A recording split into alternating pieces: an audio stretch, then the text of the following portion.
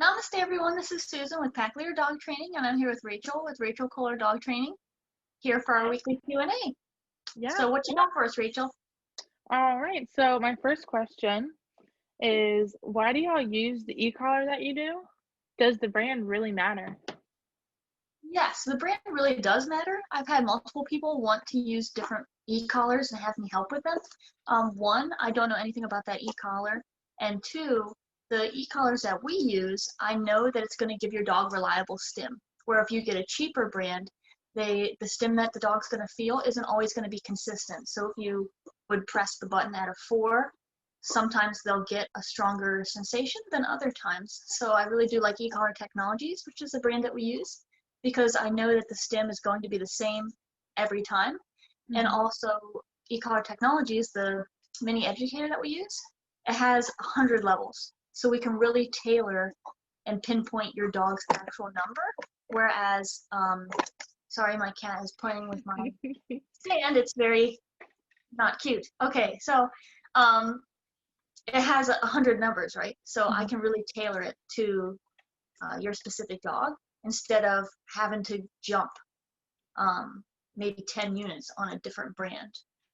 So, Right. Yeah, I think, I mean, you summed everything up. One thing that I do like to say, and you kind of touched on it right there at the end, when I'm like, yeah, I like this brand because it's got 100, whereas other ones only have 10. It's not that it's just so much stronger. It's that you can like fine tune it. So like you said, like instead of going from like a 1 to a 2 on a cheap brand, that would be like going from a 10 to a 20 on mine, when I'd rather just go up to like a 12, you know? Right. So yeah, that's why I like these. You get what you pay for, really. Right. So, yeah. I like them. Okay. When I let my dog out of her kennel in the morning, she's wild and runs around the house, jumping and nipping us. She'll settle down after 5 to 10 minutes, but is there something I can do about this? Yeah, so first I would start just doing kennel drills during the day. So not even first in the morning, I would just do some drills with it to practice. And what that's going to look like is you have your dog's like collar and leash on, you walk up to the kennel, you guide them into a sit, and then you tell them to go into the kennel. Then you take off their stuff, close the kennel door. Then you, it's going to depend like if you're doing e-collar stuff or whatever, but I just like won't get complicated with it. So then you go to open the kennel door. Your dog is going to rush out because that's what she's used to. Close the kennel door in her face. You don't get to rush out of your kennel like that, right? And then open it again. So you're going to go through this process. It's going to kind of seem weird, but your dog is going to learn. If I go to rush out of this kennel, the door gets closed in my face. Once you can open it and your dog is not rushing out, I would reach in and put on your dog's collars and your leash, and then have them calmly walk out. Because the leash is on, so she's not going to have the opportunity to have those zoomies and to be kind of crazy. What do you think? Yeah, I like that with the kennel drills. That would be the ideal way to go, because you're kind of telling your dog this is what you do want. Alternatively, you can just punish that behavior using compressed air or like finger poke. So if it was my little puppy, let's say I think it's like a 16-week-old puppy, running around acting like a fool, like nipping at you, I would just say no and like poke them in the side, like right in front of their back legs. It's just a soft spot, startles them. Or if that's not effective, because some dogs think then you're playing with them, but like me, they'll know I'm not playing. But with the owners, sometimes they think they're playing. You can use compressed air. So I'd say no, and then compressed air. And so they'll start to understand I'm not allowed to act like a fool in the house unless it's playtime. Right. Honestly, like I think a combination of both of them, like show them what you want them to do, correct what you don't want. I don't know if you said that. If you did, I just like it went over my head that the puppy's 16 weeks. But like you can still do the kennel drills, and you're gonna want to do this now. Like get those kennel manners in now and make it clear now, and it's just gonna like set you up. And just talking about this, I know it's like silly, but it almost makes me want a puppy, because I want to see like how long it takes to rehab them or train them. Right. Of course they're going to be learning and like they'll test you because they're puppies. You want a puppy to have, or you want a puppy to train? I don't know. Because I was thinking the other day, I was like, man, it would be kind of cool to have a puppy. Because like Wouldn't I love her, but she doesn't really want to do a lot. She's kind of old. She kind of is like lazy. Um, one right? day. Yeah, one day. Yeah. And then when We'll you get, get a puppy, just let me come over so I can see it. well, no, You're we'll a get little Malinois mountain. puppies. We'll get Yeah, Malinois puppies together. we'll do it. Yeah. Okay. Okay. Okay. So now that we've got our lives planned out, Now we can move on. yeah, Next move on to question. the next question. All right. All right. So for question number 3, I have a 9-month-old husky. I know they are notorious for being escape artists. At what age do they start trying to escape, and how can I prevent it? I have 2 other dogs, and I'm hoping that with the siblings, maybe he won't want to try to escape. So every dog is going to be different. Yeah, huskies get a bad rap for wanting to break out of confinement. I think it's because they don't really have a job, or they're not really given any structure and told what to do. So they just have a lot of energy, and they're like, let me go burn it over here in this guy's yard. So as to an age, I can't give you that, Mm-hmm. but all I can say is train up your dog, right? Mm-hmm. So if you train them in what you want, they're going to be less likely to give you behaviors that you don't want.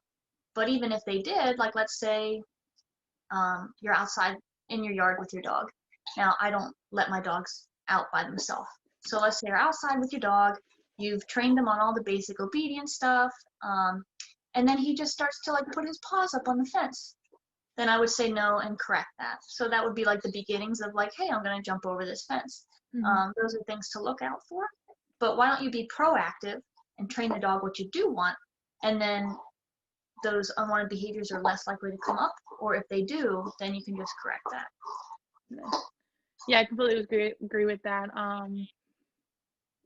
It's just give as much structure and boundaries and guidance as you can now, because one, like, that's just going to help you in the long run anyways, and it's going to make you matter. So your dog's less likely to just kind of want to like go and do whatever. And then you can use that to give them the mental stimulation, because like you said, they're probably just bored. Like, I've got this energy. What can I do? I'm going to just go. Whereas if you're working them when they're training throughout the day, they're going to be using their brains. They're not going to be looking for things to get into. Right. And then yes, I also like to make sure that like at any signs of the dog trying to jump the fence, you correct that. And then the one thing I wanted to add was threshold drills. So I'm big on threshold drills. What that looks like, similar to kennel drills, you walk up to a threshold, guide your dog into a sit, and then you like walk out together or whatever. So like, or you release them. So like with Gaia, for example, I don't want her just to like run out of a door. Like, I don't think it's a big deal, but I just want to make sure we have threshold manners. So every time we go to the back door, she sits, I open up the door, then I say break, and then she can go out. So if you, in my experience, are really consistent with thresholds, your dog's gonna know like, I'm not supposed to go out this door unless I sit. And then that's gonna help like a husky not run out the front door or run through the gate. Right. And then, so it kind of becomes like a permission-based thing. When you do the Right. threshold drills, they'll come to a door and they'll look up at you, like asking your permission. But you get that same result doing all the basic obedience stuff as well. So, like, becoming relevant to your dog, which I think you put out an excellent post the other day, is just asking them to do these things, right? Doing the kennel drills, having them do their basic obedience, holding them accountable for not acting like a jerk on a leash, reacting to things. So then if they're feeling unsure, you'll see them do this, and look up at you. So, just become relevant to them. Right, next question. We live near a farm. My boxer always goes over to the manure piles and won't leave them alone. Is there a way to stop this? Yeah, so something like that, I probably, okay, so there's a few routes you can go, but the easiest would just be to correct it. So if your dog's on an e-collar, when he goes over to the pile, I would just correct him for that. You could go different ways with it. You could either mark it or not mark it. Mark it being say no, say or whatever. But one thing I've heard, which kind of makes sense to me, if you want it to be implied that you never want your dog to go over there and mess with the crap, then you don't need to mark it. It's just every time you go near this, there's pressure. And your dog's going to just learn that that's not like a fun thing to mess around with because I get a correction. That would be my go-to. Like, you could like say out or recall your dog away from it every time. But I just kind of think make them know that that's not a fun thing to do. And you could even, like, if they go up to it, like correct them or apply e-collar pressure, whatever. And then when they move away from it, oh, good job. Like, let's go over here and do something else instead. Right. What do you think? Yeah. I was gonna say I agree with you but that's exactly what you said at the one question I answered, so it's funny. But Yeah. yeah, We you just could do agree that. with everything. Yeah, we just We share just the talked same about brain. that. You could either say out, so train the dog on out and say out, or no. So do you want the dog to never do it? Then you're gonna have to make it uncomfortable. You're gonna say no, make it uncomfortable. But if you just want them to kind of leave it alone in that moment, then you could just say out. Right. But that means they'll go back to it later. Mm-hmm. Probably because it smells really great, right? Yeah. All right. Let's hop on over to question number 5. I have a 3-month-old puppy. He's doing really good with potty training, but screams bloody murder when I put his leash on. What can I do? Okay, so depending on how bad it is, the reactivity, that screaming, I would probably, you could go one of two ways. You could correct that. Don't act like a crazy fool. So you could bonk, you could do compressed air, but like stop acting like a fool. Now we can put the leash on, and then you can even work to like counter condition it or put the collar on. So same thing as like muzzle conditioning, it'd be like collar counter conditioning. So you put the collar up, you'd say good, give a reward, and then you do like you move the collar closer to the pet, and each time you get closer, it's like good, here's your reward, good, here's your reward, and then you clip it on, good, here's your reward. So it's like counter conditioning that. Um, you could do that both, like correct the nonsense, then counter condition it, or you could just correct the nonsense. Like we need to put your collar on, so Right. don't do that. And I don't know if I said collar or leash, but it is the leash, but it's the same thing. You got to have the collar on Oh, to have a leash on. And it's probably both. It's probably the leash and collar attached right. in this scenario. But yeah, I do exactly that. So another thing, if you were done, sorry, I didn't mean to interrupt. Yeah. Mhm. Another thing I would add, and like this is important with all dogs, but I found with puppies, it's where I'm having to tell owners this the most.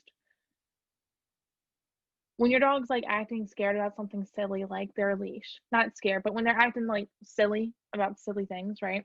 Like the leash or walking through a door or this floor looks weird. Don't feed into that, right? Like for me, it's like, okay, like it's a leash, we're fine. We're gonna just walk and you're gonna get over it. Because my kind of interpretation when this person told me about their dog was like the dog was like scared of the leash because for them it's like, what is this pressure? Like I don't understand it. So for me, I would just kind of be like, walk it off. Like we're fine, not feed into it. So yeah, you could do like some leash pops. Or just kind of just I would just go because what I've seen with puppies when they freak out with the leash, they just don't know to yield to that pressure. So we're just gonna walk. You could even do little exercises where it's like you get down on the ground and you apply a little leash pressure towards you, and then the dog comes to you. Oh, good job! Here's some treats. Like make it fun. Right. But like in my experience with this, like it's not even the leash or it's not even the collar. It's that pressure because they're not used to. It's 3 months old. He's not used to feeling any pressure on his neck that's not like from his mom or from his siblings playing with him.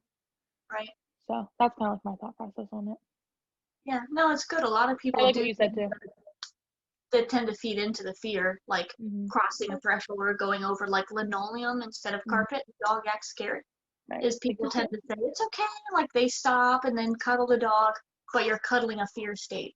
Mm-hmm. So just work through it. So it's And reinforcing it. once the dog works through it, then we can reward them. Mm-hmm. Reward them for actually like overcoming their fear, not reward them for being scared. Right. Yeah. That's You have a lot of puppy questions today. huh? You had a lot of puppy questions today. Yeah. I mean, Oh seems like yeah, it. because I was thinking I was like, what do you mean? But I was like, yeah, the husky was 9 months, so it's kind of puppy too. Yeah. All right, number 6. I've heard you talk about a dog's working level. How do I know what my dog's working level is? So how do I answer this question? So for working level, we're talking about the e-collar, right? Yeah. So there's a couple different ways to find your dog's working level. Some trainers do differently, but whatever. But the working level basically means, and correct me if I'm wrong, Susan, but the working level basically means like the lowest level of stim that your dog feels.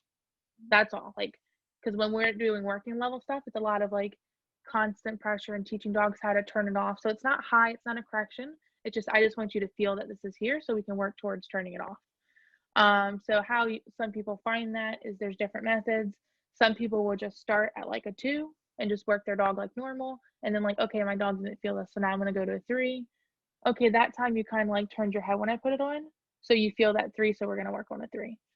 Other people I know will just have the dog just there, not doing anything, and we'll tap at a 1, tap at a 2, tap at a 3, tap at a 4, and wait until the dog gives some sort of reaction. But usually I just kind of start at a 2 or 3 and then wait until I can see the dog make some sort of response to me holding the pressure, if that makes sense at all. Yeah. Yeah, it's the way that we use the e-collars and how we train with them. So the different stages of e-collar training is CS, NCS, and then correctional. So when you're first doing CS, this is when we find the working level. So you prime your dog, you layer the e-collar over already known commands. So let's say we're doing place. So I would start the session saying place to the dog, get several reps where the dog goes right to place, right? They already know the command, so when I say it, they go right to their bed. Now I'm going to take the word away, but add stim.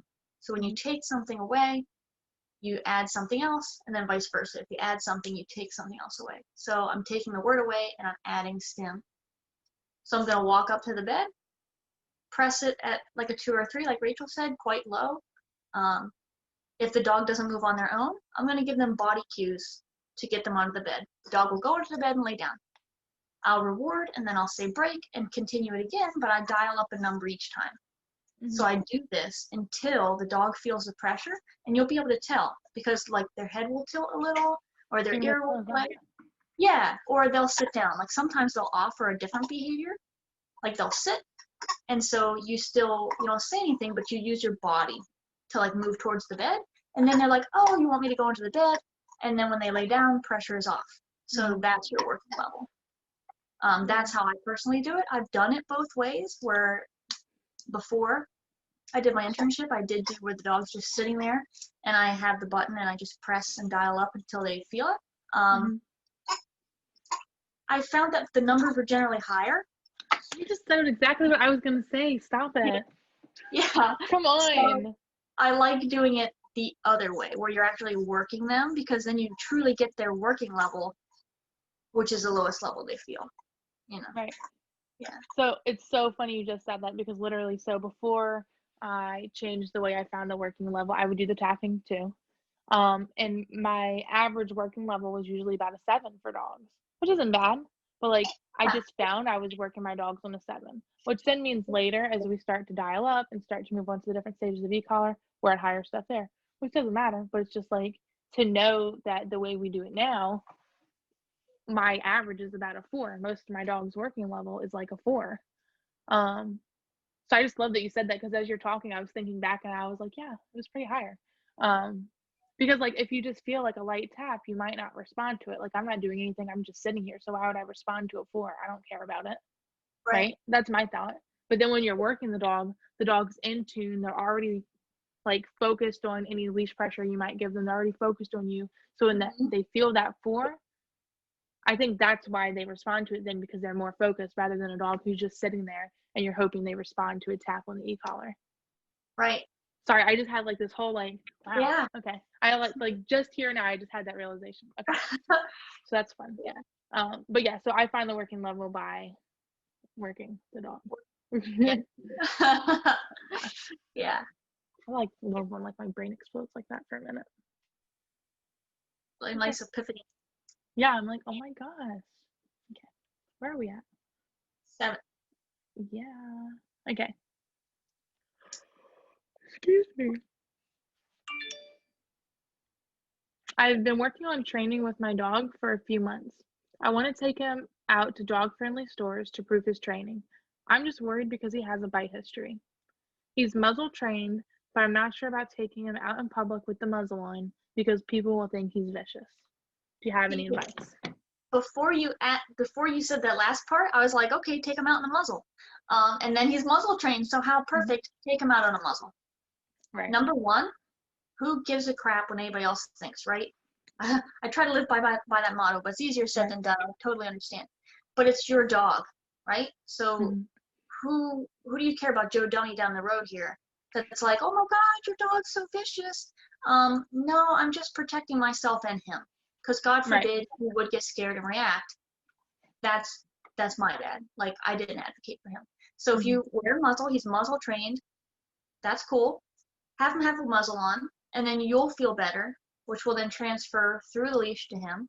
Because if you Mhm. were tense without a muzzle, then he's going to feel tension in the leash. Mhm. Because he's muzzled, we're nice and relaxed. And then if something does happen, you'd be better prepared later to deal with it. But he can't, really get to anybody with his muzzle on. So just wear the muzzle. Exactly. No, exactly what you said. And that's why like I wanted to talk about this because like what Susan said, it doesn't matter what other people think. Like it's you and your dog. That's what matters. And like just the pure like safety of it. Um, you don't want to invite you. You don't want to invite a stranger. You don't want to be, like you said, tense and worried about having to flinch away or worried about having to jerk him away from somebody. He's got his muzzle on. He's fine. I took Mosley out today. If anyone saw my story, to Home Depot. He was wearing a muzzle because sometimes he wants to protest and say, "Hey, I don't want to work anymore." And I didn't want to take any chances when taking him out around a whole bunch of people. Now, as a trainer, I like taking dogs out in muzzles because usually people aren't gonna confront me, right? They're not Did gonna. anybody ask you to pet him? Nope. Um, So nobody asked to pet him, which I then have to tell them no because he's in training. Um, and it kind of makes a nice little bubble for me. So like as a trainer, I kind of like it because I can just train the dog and not have to worry about like fighting off people. But as like an owner, as like a person, I can understand that like that's like not a fun feeling, but you just have to remember you're doing what's best for you and your dog, and you're never going to see those people again anyway, so they don't really matter at all. pause here for a second, but let's do a poll. So if anybody's watching this, please let us know. But I think I said this to Rachel the other day. I want to do it. I'm going to take a dog out in public, Mhm. no muzzle, to Lowe's. And Mhm. Rachel knows everybody at Lowe's wants to pet the dog that I have because she was on the phone when I had Beast, and like everybody and their brother wanted to pet him. Okay. I think it was like 7 people. I was counting. I'm pretty sure it was like at least 7 It was ridiculous. Yeah. back to back. And so some people would just try to pet him. Like they don't even ask. Oh gosh. Excuse me. But anyway, so like literally they'll just be like, yeah, and like what are you doing? Like as they're walking, it's like a pet pass by. Anyway, so I'm gonna take a dog out with no muzzle, Uh, see how many people want to pet him. mhm. And then I'm gonna take the same dog in a muzzle like the next day or whatever, and then see if anybody asks me to pet him. Mm. Just a little. Yeah, yeah, that'll be a fun thing. So but yeah, I know as trainers, I know when we were at our internship, we joke with some trainers about it there. It's like we'll just put muzzles on all the dogs when we go out so we don't get bothered. But yeah, so yeah, that'll be a fun challenge to do because I'm thinking about taking Mosley again, and I thought about doing the next one without a muzzle because I remembered our conversation. Um, so I'll have to bring out a little notepad and tally off how many people want to pet him. Oh gosh, All it's funny. right. One comment on that. Growing up, I was the kid who like wanted to pet everyone's dog. Now I knew you had to ask, and I was always too scared to ask people if I could pet their dogs, so I like never really pet a bunch of dogs. Yeah. But like now as a trainer, I'm like, and my dad said this the other day. He was like, "Why do people want to pet other people's dogs?" Well, because it makes them feel good, but that's another conversation. But it's funny now because as a trainer, I'm like, "No, you can't pet my dog. Right. I don't know you. My dog doesn't know you." Right. No. Oh gosh. Oh wait, it's your turn. Yes. How can I get my GSP to stop rushing out the door? He Well, gets if you, oh sorry, he gets loose in the neighborhood and it takes hours to get him back. you said GSP. Yeah. Yeah. Not that it matters. I was just curious. So if you just rewind this video a bit back to the question where I was talking about threshold drills, so that's my go-to. So obviously, like train your dog. You want to do like full obedience training because every dog should do full obedience training. But if you have a solid recall, for that, oh crap, when he does get out, and he should be wearing an e-collar, right? Rotate it every 4 hours. But if he's wearing an e-collar at all times and he's e-collar trained, if he gets out, recall him back to you. Simple. Not actually, like do the work, whatever, right? And then my other go-to is just threshold drills. Like I'm a huge advocate for threshold drills because I don't want my dog to run out the front door because that's scary. So have him sit and wait for permission every time you go out the front door, every time you go out the back door, every time you go out the gate. Do that and work on like basic obedience training and make sure he's got a solid recall. That'd be my go-to because that's scary and that's super dangerous and that's Right. just scary. And with the threshold drills, so you take it slow at first, right? So you guide them into a sit, say good, reward, all the happy good stuff.